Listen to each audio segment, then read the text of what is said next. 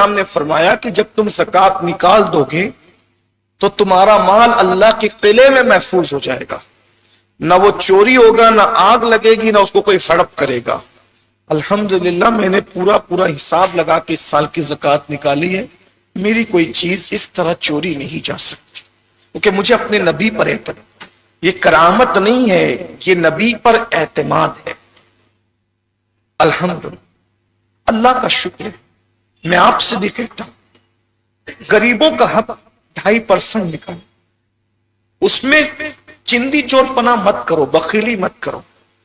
97.5% اپنے لیے رکھنے کا ہے، صرف 2.5% اللہ کی راہ میں دینے کا، وہ بھی نہیں ہم سے ہوتا ہے، ایسے جتنا من میں نکال دیا، یہ نہیں، پورا حساب، ایک ایک پائی کا حساب لگا، جو زیورات ہے گھر میں اس کا، مال جو ہے اس کا، جو کاروبار کے لیے مال لیا ہے اس کا، سب کا حساب لگا۔ نہیں سمجھ میں آتا کسی اچھے عالم دین کے پاس جو شرعی مسئلہ جانتا ہو، کوئی داعی دین، عالم دین، کوئی مبلغ اسلام، اس کے پاس بیٹھو، مسائل زکات کے 10-15 منٹ میں بتا دے گا وہ آپ کو، پوری زکات نکالو۔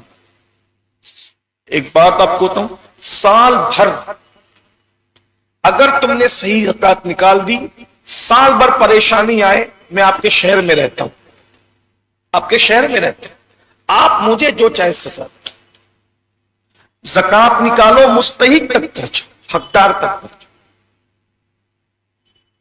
جو واقعی حقدار ہے۔ اب مالیگاؤں کے لوگ زکات نکالتے کیا کرتے ہیں؟ زکات ہی کو حق رضا کے نام پر دے دیتے ہیں۔ بہت سارے مزدور ایسے ہیں جن پہ زکات دینا فرض ہے، تو جس پہ زکات دینا فرض ہے اس کو آپ نے زکات دی تو زکات آپ کی ادا ہی نہیں ہوئی، وہ ضائع ہو گئی۔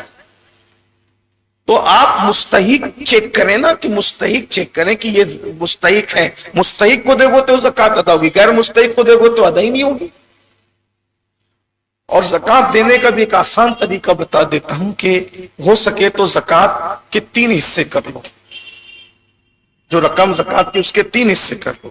ایک حصہ اپنے رشتہ دار اور اپنے دوستوں میں تقسیم کرو جو مستحق ہے، ایک حصہ عام مسلمانوں میں تقسیم کر دوں، اور ایک حصہ جو مدرسے وغیرہ جو دینی مدارس چلتے ہیں ایک حصہ ان میں دے دو، تاکہ دین کا کام بھی ہوتا رہے، غریبوں کا بھی بھلا ہو جائے گا، عام غریبوں کا بھی بھلا ہو جائے گا، آپ کے رشتہ داروں کا بھی بھلا ہو جائے گا، اور مدارس بھی، ان کا بھی دین کا کام چل جائے گا۔ اس کا خیال کریں۔ زکات دینے کا فائدہ یہ ہے، سال بھر آپ نے اللہ کا حق ادا کر دیا، اللہ سال بھر آپ کو نوازے گا، عطا کرے گا۔ اب بہت سارے لوگ ہیں 50,000 کا موبائل ان کے ہاتھ میں، وہ آپ کی یہاں مزدوری کرتا ہے، آپ اس کو زکات دیتے ہیں، راڈو گھڑی پہن رہا ہے، آپ اس کو زکات دیں، زکات ادا ہی نہیں ہوتی۔ یعنی یہ سمجھ لیں کہ کھا پی کر کے 50 سے 60,000 روپیہ جس کے پاس ہے، یعنی سلک ہے، اس کو آپ زکات نہیں دے سکتے۔ یہ میں نے ایک اندازہ بتایا، 52.5 تولہ چاندی آج کے حساب سے 50 سے 60,000 کے درمیان آ جاتی ہے۔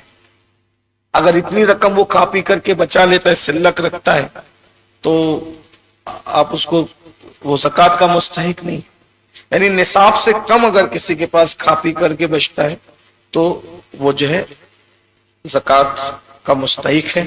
قرآن نے جو ذکر کیا ہے وہ انشاءاللہ تعالی آگے آئے گا تو میں درس میں عرض کروں گا۔ یہاں صرف میں ایک موٹی بات کر رہا ہوں، کوئی یعنی کہ 50-60 ہزار حتمی نہیں ہے، میں نے ایک اشارہ دے دیا آپ کے سامنے۔